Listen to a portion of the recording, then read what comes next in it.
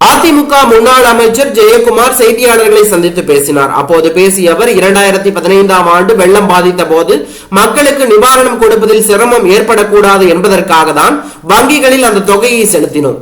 ஆனால் தற்போது திமுக அரசு வழங்கும் 6000 ரூபாயை வாங்குவதற்குள் போதும் போதும் என்று ஆகிறது. ஒவ்வொரு பகுதிகளிலும் நியாய விலை கடைகளுக்கு உட்பட்ட பயனாளிகளின் பட்டியலை திமுக கட்சிக்காரர்கள் வைத்துக் கொள்கிறார்கள். நேரடியாக வீடுகளுக்கு சென்று கூட டோக்கன்களை விநியோகம் செய்யவில்லை திமுக காரர்கள்.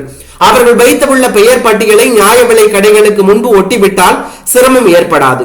6000 ரூபாய் வாங்குவதற்குள் ஏதோ சொத்தை எழுதி கொடுப்பது போல மக்களை சிரமப்படுத்துகிறார்கள் திமுகவினர். வங்கிகளில் கூட நிவாரண தொகையை செலுத்தி இருக்கலாம். மாடர்ன் தியேட்டர் விவகாரம் குறித்த கேள்விக்கு பதிலளித்த அவர், திமுக என்றாலே நில அபகரிப்புக்கு சொந்தக்காரர்கள். ஜெயலலிதா ஆட்சி காலத்தில் நில அபகரிப்பு சட்டம் இவர்களுக்காக தான் கொண்டு வரப்பட்டது. அரசாங்கமே அபகரிப்பு செய்கிறது. வேலையே பயிரை மேய்ந்தது போல உள்ளது. முதலமைச்சர் செல்ஃபி எடுத்தாலே இன்று ட்ரெண்ட் ஆகி வருகிறது. செல்ஃபி என்றாலே இப்போது பயம் வருகிறது. ஒவ்வொருவருக்கும் ஒரு மேனியா இருப்பது போல ஸ்டாலினுக்கு சிலை மேனியா உள்ளது. எங்கு பார்த்தாலும் அப்பாவின் சிலை வைக்க வேண்டும் என்ற எண்ணம் உள்ளது. மக்கள் ஏமாந்தால் தமிழ்நாட்டை கலைஞர் நாடு என்று மாட்டி விடுவார் ஸ்டாலின். தேர்தல் கூட்டணி தொடர்பான கேள்விக்கு பதிலளித்த அவர், அரசியலில் எது வேண்டுமானாலும் நடக்கலாம். நிரந்தர நண்பனும் இல்லை, நிரந்தர எதிரியும் இல்லை. ஜெயிக்க போகும் கட்சி நாங்கள். எங்களுடன் யார் வந்தாலும் அங்கீகாரம் இருக்கும். காங்கிரஸ் கூட்டணிக்கு வந்தால் ஏற்பீர்களா என்ற கேள்விக்கு, கண்டிப்பாக எங்கள் கூட்டணிக்கு காங்கிரஸ் வரும்.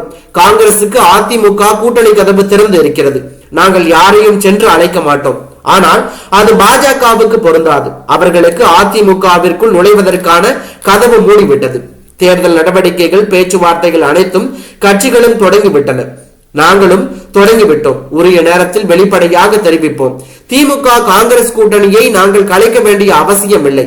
தற்போது உள்ள திமுகவை அனைத்து கூட்டணி கட்சிகளும் விமர்சித்து வரும் நிலையில் தானாகவே நெல்லிக்கனி மூட்டை போல உடைந்து கொண்டு வரும். சட்டம் ஒழுங்கு சரியில்லை, மின்கட்டணம், பால் உள்ளிட்ட பொருட்களின் விலை உயர்வு உள்ளிட்டவற்றால் மக்கள் எப்படி திமுகவிற்கு ஓட்டு போடுவார்கள் என கேள்வி எழுப்பி உள்ளது. அரசியல் வட்டாரத்தில் பரபரப்பை ஏற்படுத்தி உள்ளது.